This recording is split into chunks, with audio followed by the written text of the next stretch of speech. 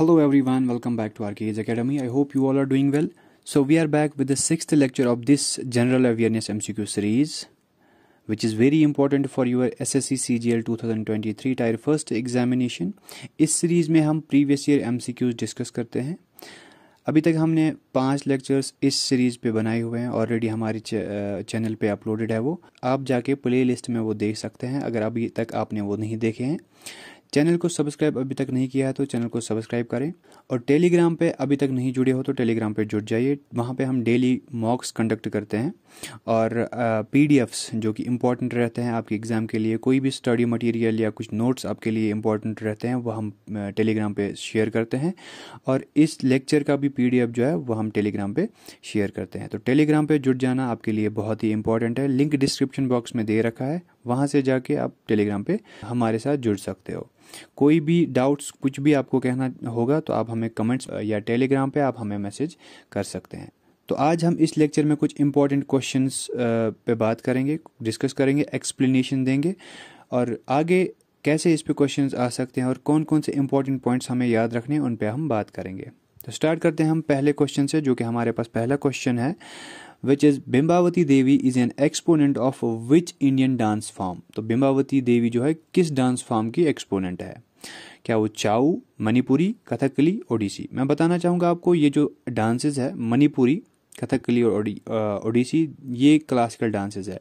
संगीत नाटक अकेडमी के द्वारा जो है 8 क्लासिकल डांसेस रिकॉग्नाइज किए गए हैं, और वो क्लासिकल डांसेस मैं आपको यहाँ पे दिखाना चाहूँगा जो कि मैंने आपके लिए यहाँ पे रखे हुए हैं। ये आप देख सकते हैं यहाँ पे कुछ जो इम्पोर्टेंट क्लासिकल डांसेस हैं, 8 क्लासिकल डांसेस वो मैंने यहाँ पे बना रखे हैं। ये देखिए यहाँ पे भरतनाट्यम है, कथक है, कथकली है, कुचिपुड़ी है, मणिपुरी है, मोहिनीअट्टम है, ओडिसी और Sattriya. These are the 8 classical dances. इनमें अगर हम बात करें इनकी ओरिजिनेशन की, तो कौन से स्टेट से ओरिजिन हुए हैं? भरतनाट्यम जो है दिस इज़ फ्रॉम तमिलनाडु, ये आप याद रखेंगे। वहीं पे कथक की अगर हम बात करें, कथक जो है ये उत्तर प्रदेश से ओरिजिनेट हुआ है। और कथकली की अगर हम बात करें तो कथकली जो है ये केरला से ओरिजिनेट हुआ है, केरला। और कुचिपुड़ी की अगर हम बात करें तो आंध्र प्रदेश से हुआ है। मणिपुरी जो है मणिपुर से हुआ है, और मोहिनीअट्टम जो है ये कहाँ से हुआ है? This is from Kerala. और ओडिसी ओडिशा से, और सत्रिया जो है असम से। So these are the 8 classical dances. तो क्वेश्चन की हम यहाँ पे बात कर लेते हैं। क्वेश्चन हमारे पास क्या है? बिंबावती देवी जो है वो किस डांस फॉर्म की एक्सपोनेंट है? That is Manipuri. Manipuri is the right option for the question number 1। Next question की हम बात कर लेते हैं, which is question number 2। It is duty of every citizen to uphold and protect the dash comma unity and integrity of Indian. So हमें dash में बताना है कि एक सिटीजन की ड्यूटी है, हर किसी सिटीजन की एक ड्यूटी है to protect and uphold the dash comma unity and integrity. So क्या वो ऑटोनॉमी है, अथॉरिटी है, सॉवर्निटी है, privacy? The correct option for the question number 2 is option 3, sovereignty. So ये कौन से पार्ट में दिए गए? पार्ट 4A में ये फंडामेंटल ड्यूटीज जो है दी गई है। फंडामेंटल ड्यूटीज में ये एक ड्यूटी है हमारी कि to uphold and protect the unity, sovereignty and integrity of India. UPSC में एक क्वेश्चन पूछा गया था कि ये किस में दिया गया है, क्या ये फंडामेंटल राइट्स में दिया गया है या फंडामेंटल ड्यूटीज में दिया गया है? तो करेक्ट ऑप्शन इसका क्या है? फंडामेंटल ड्यूटीज में ये दिया गया है। फंडामेंटल ड्यूटीज आर्टिकल 51A में दी गई है, और ये कब ऐड की गई है? 42nd अमेंडमेंट, जो कॉन्स्टिट्यूशनल अमेंडमेंट एक्ट है 1976, उसमें ऐड की गई है on the basis of Swaran Singh committee. ये भी आप याद रखेंगे। फाइन। पहले जो ओरिजिनली 10 फंडामेंटल ड्यूटीज ऐड की गई है, और उसके बाद 86th कॉन्स्टिट्यूशनल अमेंडमेंट एक्ट 2002 में एक और फंडामेंटल ड्यूटी जो है ऐड की गई है। इसके बारे में मैंने आपको पहले वीडियोज़ में बताया है, तो आज थोड़ा सा रिवाइज इसको मैंने किया है सो दैट आपको चीज़ें जो है याद रहेंगी, और ये इंपॉर्टेंट रहता है आपके एग्ज़ाम के लिए। तो ये चीज़ आप याद रखेंगे। यहाँ पे कुछ इंपॉर्टेंट पॉइंट्स यहाँ पे मैंने बना के रखे हैं फंडामेंटल ड्यूटीज़ के बारे में। ये देख लीजिए, 58 fundamental duties, it shall be the duty of every citizen of India. ये सारी जो फंडामेंटल ड्यूटीज़ है इसका स्क्रीनशॉट लेके आप रखेंगे। ये 11 फंडामेंटल ड्यूटीज़ है, ये आप याद रखेंगे, बहुत ही इंपॉर्टेंट बन जाते हैं आपके एग्जाम के लिए। फाइन, होप आपने स्क्रीनशॉट लिया होगा। हम इसको जो है इसका PDF आपके साथ शेयर करेंगे। इंपॉर्टेंट जो भी नोट्स होंगे वो हम शेयर करेंगे टेलीग्राम पे, तो टेलीग्राम पे आप जुड़ जाइएगा। नेक्स्ट क्वेश्चन की हम यहाँ पे बात कर लेते हैं, question number 3। Which of the following statements about the Vice President of India is incorrect? हमें बताना है इनमें से कौन सा स्टेटमेंट है जो वाइस प्रेसिडेंट के बारे में इनकरेक्ट है। Fine, members of state legislatures do not take part in his elections. Exactly, वो नहीं लेते हैं, राइट, वो उसमें पार्ट नहीं लेते हैं। Fine, he acts as ex officio chairman of Rajya Sabha. बिल्कुल, ये एक्ट करता है ex officio chairman of Rajya Sabha. मैंने आपको प्रीवियस वीडियोस में भी ये चीज़ बताई है। The vice president is elected for 5 years। Exactly, इसका 5 years का टेन्योर रहता है। ऑप्शन 4 है, he can be removed from his office by the president approved through a resolution passed by the Lok Sabha and Rajya Sabha.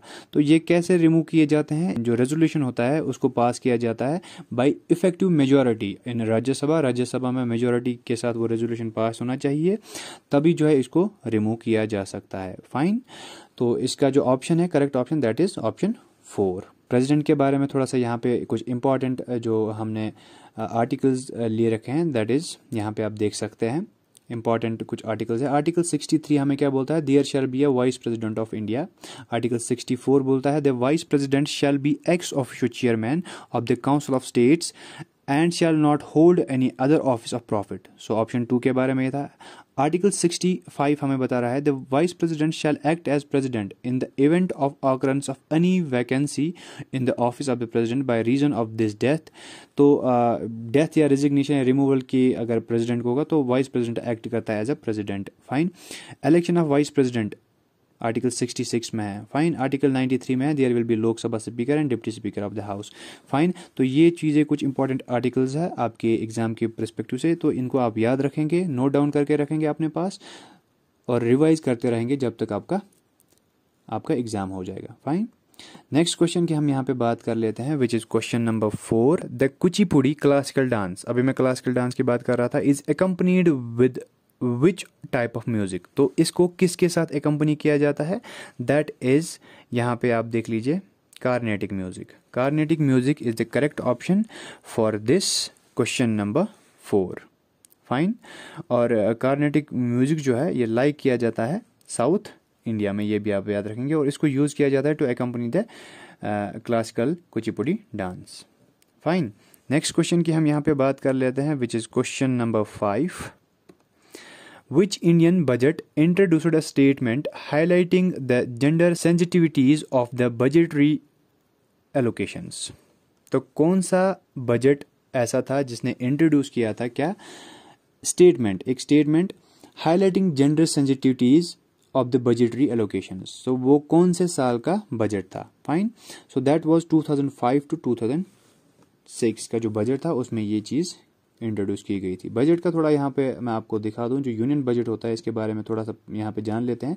Union budget of India जो होता है is also referred, इसको हम एनुअल फाइनेंशियल स्टेटमेंट भी कहते हैं, और ये कौन से आर्टिकल में दिया गया है? Of the constitution, that is article 112 of the constitution में ये दिया गया था।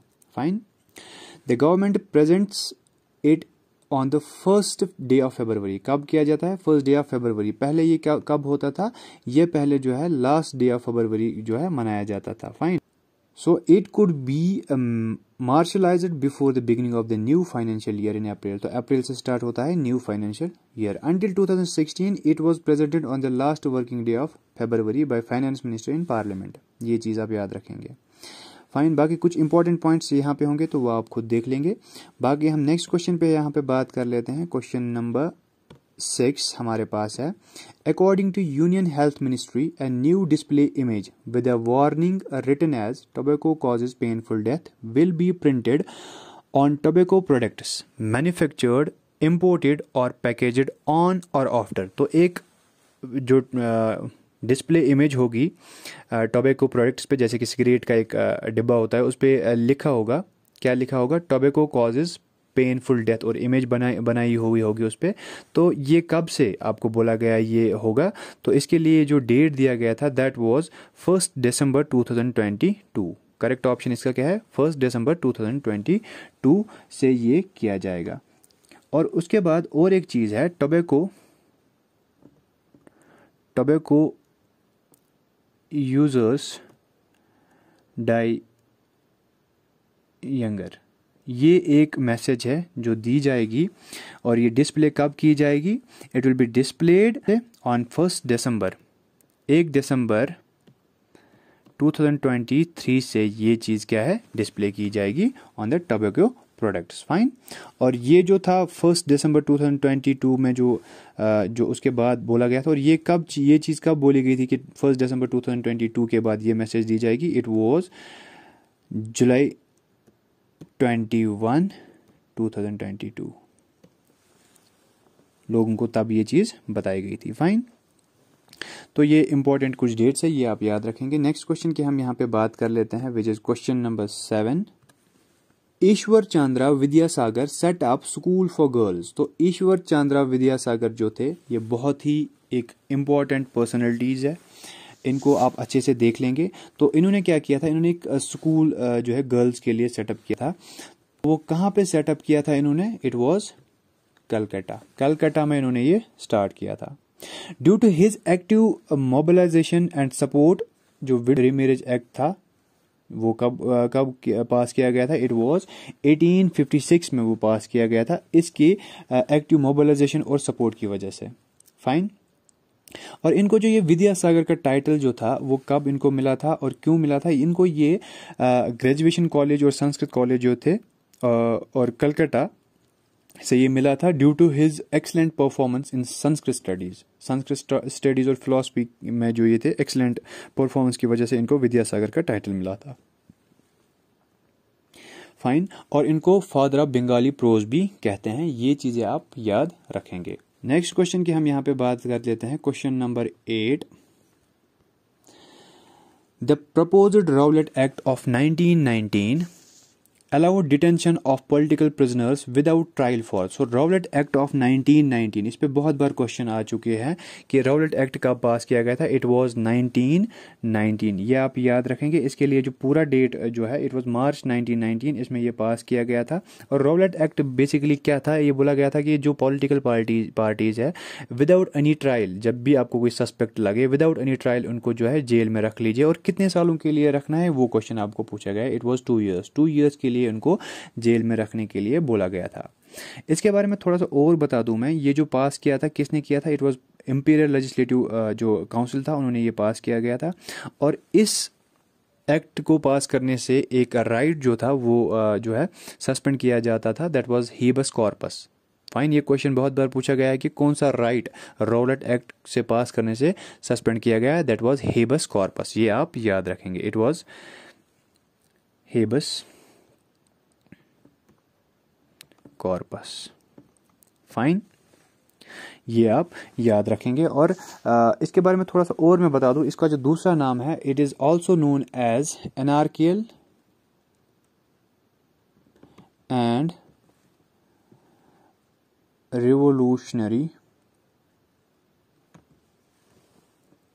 एक्ट ऑफ 1919, ये चीज भी आप याद रखेंगे। फाइन। तो इस पे क्या हुआ था कि सबसे जो पहले इन्होंने डॉक्टर जो सत्यपाल थे और सैफुद्दीन किचलू उनको अरेस्ट किया था, और जलियांवाला बाग मैसेकियर जो कि 13 अप्रैल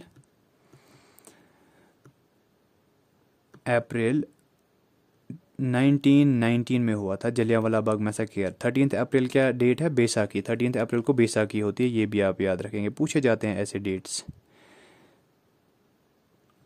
13 अप्रैल को बैसाखी होती है। तो क्या होता था कि लाइक जो जलियांवाला बाग था पार्क में, यहाँ पे लोग जो थे निकले थे सेलिब्रेट करने के लिए बैसाखी, और उन्होंने वहाँ पे एक पीसफुल प्रोटेस्ट करना था किसके लिए, इस पे जो डॉक्टर सत्यपाल और सैफुद्दीन किचलू अरेस्ट किए गए थे उनके लिए इन्होंने एक पीसफुल प्रोटेस्ट भी वहाँ पे किया था। इसमें जनरल ओडायर जो थे उसने क्या किया था, वो लोगों पे उन्होंने फायर ओपन किया और इसमें बहुत थाउजेंड्स ऑफ पीपल जो है इसमें मारे गए थे। और ये जलियांवाला बाग मैसेकर ये आप याद रखेंगे 13 अप्रैल 1919 को हुआ था और इम्पॉर्टेंट बन जाता है आपके एग्जाम के पर्सपेक्टिव से। और तब वहाँ पे क्या हुआ था, जब वो लोग मारे गए थे, इसमें बहुत सारे ऐसे बंदे थे जो फेमस पर्सनैलिटीज़, उन्होंने कुछ उनको ऑनर्स दिए गए थे, उनको कुछ अवार्ड दिए गए, वो वापस दिए थे। जैसे कि रविंद्रनाथ टैगोर ने उन्होंने रिटर्न की थी जो अपनी नाइटहुड थी वो उन्होंने रिटर्न की थी। और दूसरे जो थे जो सर शंकर नायर थे, उन्होंने रिज़ाइन किया था वाइसरॉय काउंसिल से और इसके लिए एक हंटर कमीशन बिठाया गया था टू एनक्वायर द जो इसमें चीज़ें हुई थी। फाइन। और फिर उसके बाद क्या होता है, लाइक 13 मार्च 1940 में उधम सिंह जो है वो जनरल ओडायर को मारते हैं। कहाँ पे? कैक्सटन हॉल लंदन में जाके उनको वो गोली से मार देते हैं। फाइन। तो यहाँ पे हम नेक्स्ट क्वेश्चन की बात कर लेते हैं। नेक्स्ट क्वेश्चन हमारे पास है विच of the following is correctly measured. इनमें से हमें बताना है करेक्टली मेजर्ड। सो इसका जो करेक्ट ऑप्शन है that is loo hot winds. ये लो जो होते हैं these are the hot strong gusty winds. तो ये करेक्ट ऑप्शन इसका थर्ड बन जाता है। नेक्स्ट क्वेश्चन की हम बात कर लेते हैं which is question number 10. The scheme Bahini aims at providing 100% access to free and safe sanitary pads to secondary and senior secondary school going girls. The scheme was launched by which state government?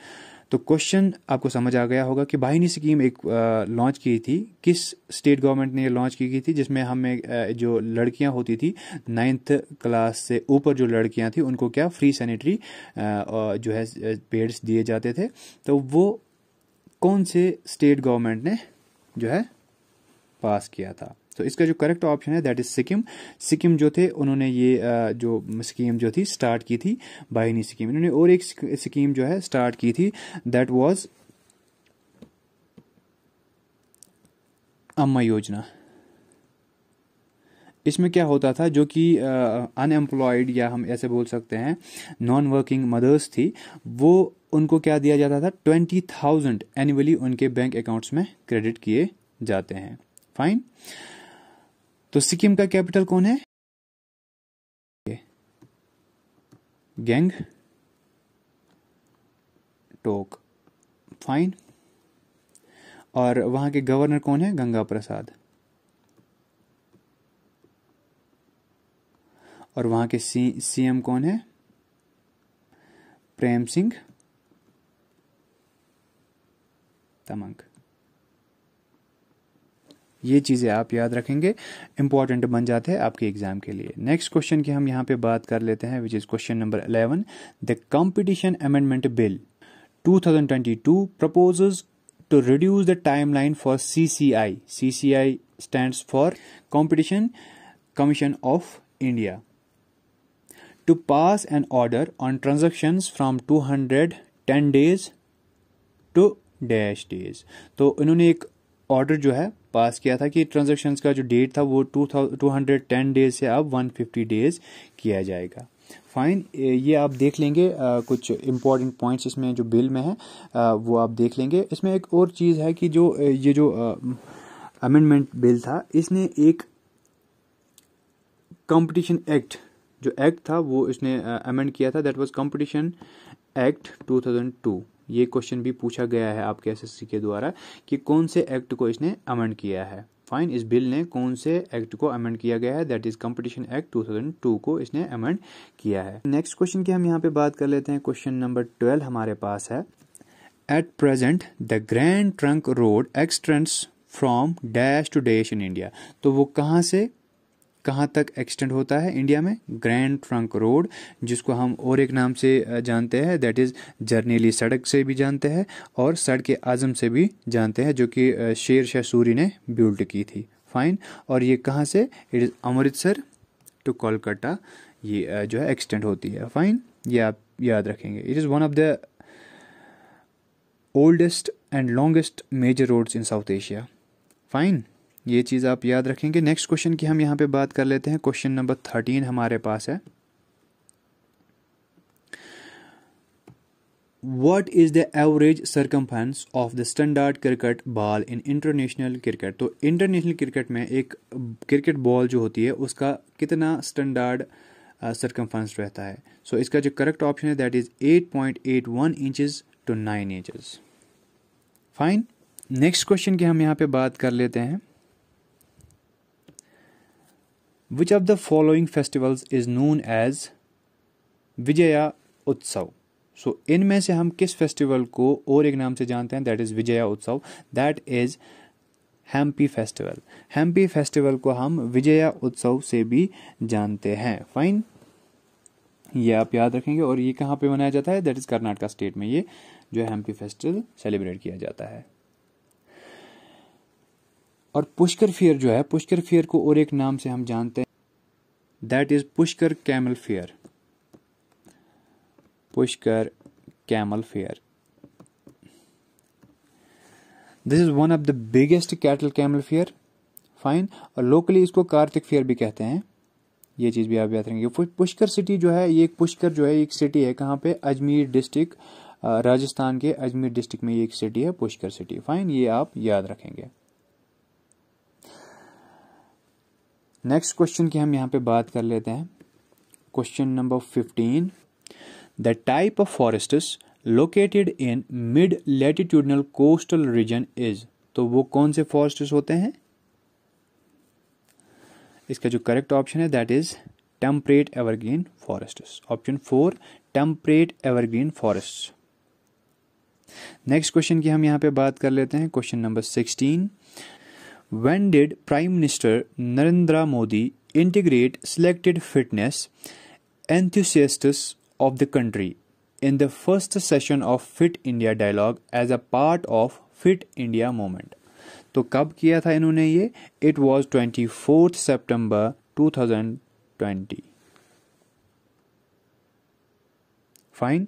Next question की हम यहाँ पे बात कर लेते हैं which is question number 17. Which of the following is the most important festival celebrated by Muslim community in India to mark the beginning of Islamic new year. अगर आप मुस्लिम कम्युनिटी से बिलोंग करते हैं तो ये आपको पता ही होगी दैट इज मुहर्रम. ये फर्स्ट मंथ होता है इस्लामिक कैलेंडर का. फाइन. नेक्स्ट क्वेश्चन की हम यहाँ पे बात कर लेते हैं. क्वेश्चन नंबर 18 हमारे पास है. In which of the following years was the treaty of Salbai sign. तो सलबाई की ट्रीटी जो है वो कौन से ईयर में साइन की गई थी. फाइन. ये आप याद रखेंगे. It was 1782. Option 4 is the correct option. 1782 इसका जो सही डेट है दैट इज 17th May 1782. सो जो एंग्लो मराठा थे उन्होंने ये जो फर्स्ट एंग्लो मराठा वार जीता था. फाइन. मराठा लोग ने. एंड वो एंडेड हुआ था जब वो जीता था मराठा लोगों ने. तो फिर वो एंड हुआ था with the treaty of Salbai. Fine. जो कि साइन हुई थी between Maratha empire and the British East India Company. It is situated in Gwalior MP. Next question की हम यहाँ पे बात कर लेते हैं. Question number 19. Limestone, chalk and marble और डिफरेंट फॉर्म्स ऑफ. तो किसके डिफरेंट फॉर्म्स है ये that is calcium carbonate CaCO3. Calcium carbonate. Fine. Next question की हम यहाँ पे बात कर लेते हैं which is the last question of this lecture. Which of the following is not correct regarding king Harshavardhana. तो किंग हर्षवर्धना के रिगार्डिंग जो है ये स्टेटमेंट्स दिए गए हैं. इनमें से हमें बताना है कौन इनकरेक्ट है. फाइन. इज नॉट करेक्ट ये आप देख लीजिएगा. तो कौन सा इनकरेक्ट इनमें है. Harshavardhana ruled nearly about 1400 years ago. तो ये सही है. 1400 ईयर्स एगो उन्होंने रूल किया है. ज़ोंग spend a lot of time at Harsha court. बिल्कुल उन्होंने बहुत टाइम वहां पे स्पेंड किया था. Harshavardhana's court poet was Hari Sinha. Hari Sinha नहीं थे. यहाँ पे हर्षचरिता जो है is a biography written on Harshavardhana. और ये हर्षवर्धना पे किसने लिखी थी दैट वाज, ये आप याद रखेंगे, ये आपको मैं यहाँ पे बता दूं, दैट वाज बना Bhatta. Bana Bhatta was the one. He was the poet of the Harshavardhana's court. Fine. और इन्होंने ही ये जो बायोग्राफी थी हर्षचरिता जो बायोग्राफी थी हर्षवर्धना पे ये इन्होंने ही लिखी थी. फाइन. और ये जो हर्षवर्धना थे ये किस डायनास्टी को बिलोंग करते थे दैट इज वर्धना डायनास्टी. और इनके रिगेन में जो आपके चाइनीज के जो ट्रैवलर थे जो कि इन पे बहुत बार क्वेश्चन आया हुआ है दैट इज ह्यून सेंग जो थे ये किन के टाइम पे आए थे, किन के टाइम पे इन्होंने विजिट किया था India, that was Harshavardhana. Fine, ये आप याद रखेंगे, इंपॉर्टेंट बन जाता है आपके एग्जाम के लिए।